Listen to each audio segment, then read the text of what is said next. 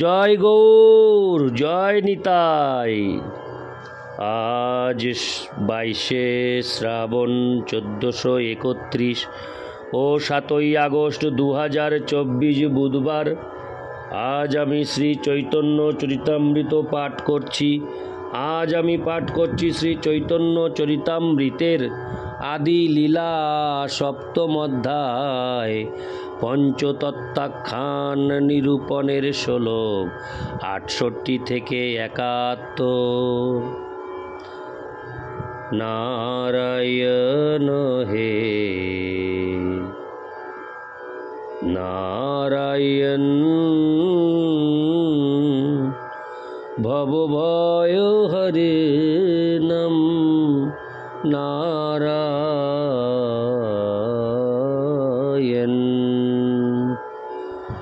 লক্ষ্মীকান্তম কমলনয়নম মঙ্গল চরণম নারায়ণ। শ্লোক 68। সন্ন্যাসী হইয়া কর নর্তন গায়ন, ভাবুক সব সঙ্গে লঞ্চা কর সংকীর্তন।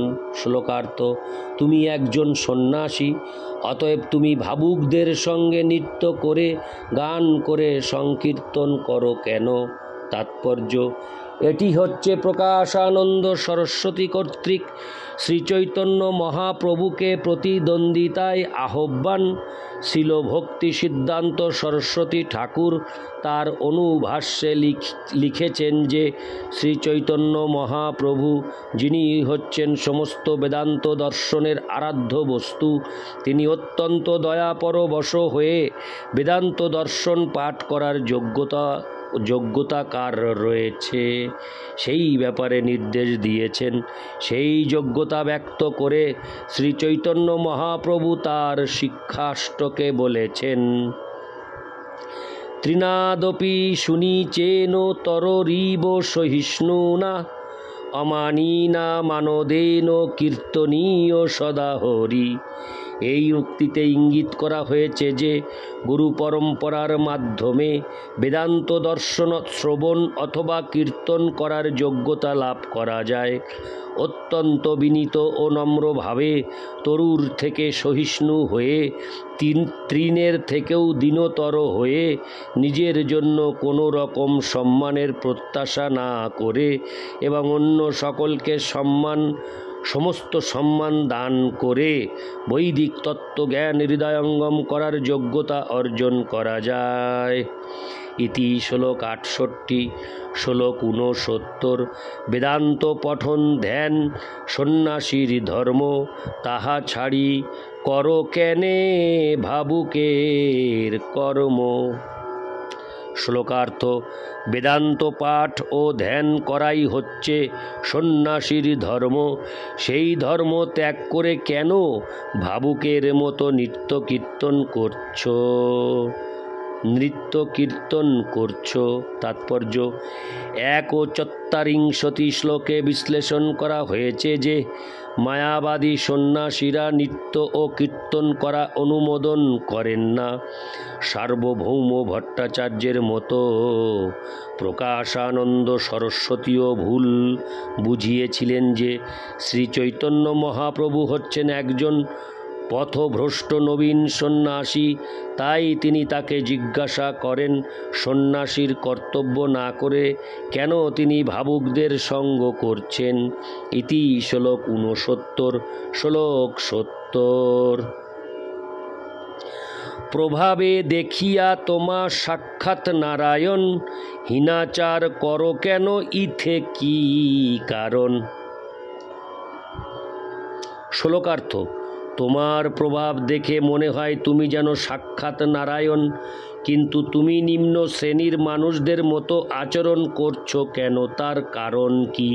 তাৎপর্য: বৈরাগ্য, বেদান্ত অধ্যয়ন, ধ্যান ও কঠোর নিয়ম নিষ্ঠা পালন করার ফলে মায়াবাদী সন্ন্যাসীরা অবশ্যই পুণ্য কর্মের স্তরে অধিষ্ঠিত।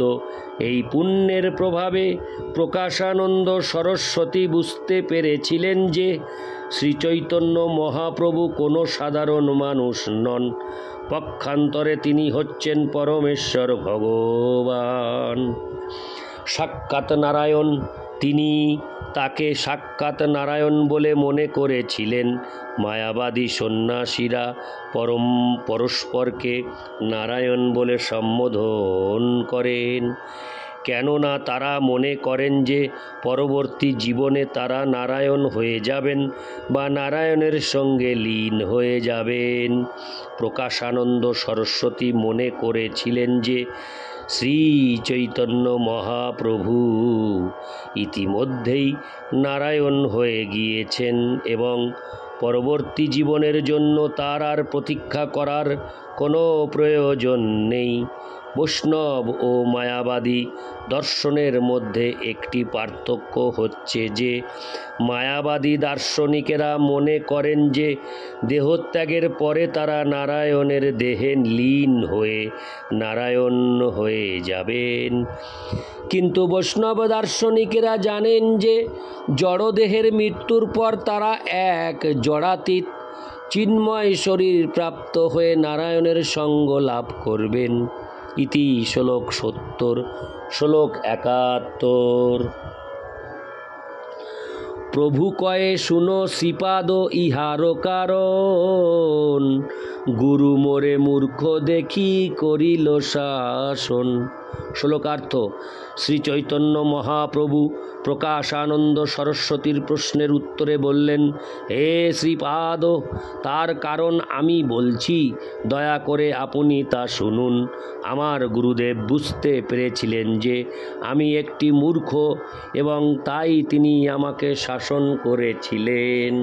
তাৎপর্য: প্রকাশানন্দ সরস্বতী যখন শ্রী চৈতন্য মহাপ্রভুকে জিজ্ঞাসা করেছিলেন যে কেন তিনি বেদান্ত পাঠ করেন না এবং ধ্যান করেন না, তখন শ্রী চৈতন্য মহাপ্রভু নিজেকে একজন মূর্খ বলে উপস্থাপন করেছিলেন, কেননা বর্তমান কলিযুগটি হচ্ছে সমস্ত মূর্খদের যুগ। তাই বেদান্ত দর্শন পাঠ করে ও ধ্যান করে পরমার্থ সাধন হয় না। শাস্ত্রে বিশেষভাবে নির্দেশ দেওয়া হয়েছে, হরের নাম হরের নাম হরের নামে মৈব কেবলম, কলৌ নাস্তেব্য নাস্তেব্য গতিরন্যথা।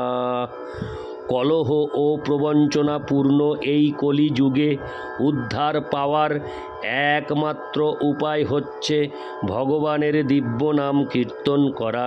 তাছাড়া আর কোনো গতি নেই, অন্য কোনো গতি নেই, অন্য কোনো গতি নেই। সাধারণত এই কলিযুগের মানুষেরা এত অধঃপতিত যে তাদের পক্ষে বেদান্ত সূত্র অধ্যয়ন করে পরমার্থ সাধন করা সম্ভব নয়। সুতরাং ঐকান্তিকভাবে নিরন্তর ভগবানের দিব্য নাম কীর্তন করতে হবে, কেননা এই জড় জগতের দুঃখ দুর্দশা থেকে মুক্ত হওয়ার সেটি হচ্ছে একমাত্র পন্থা। ইতি শ্লোক 71। নারায়ণ হে নারায়ণ ভবভয়হরণম নারায়ণ।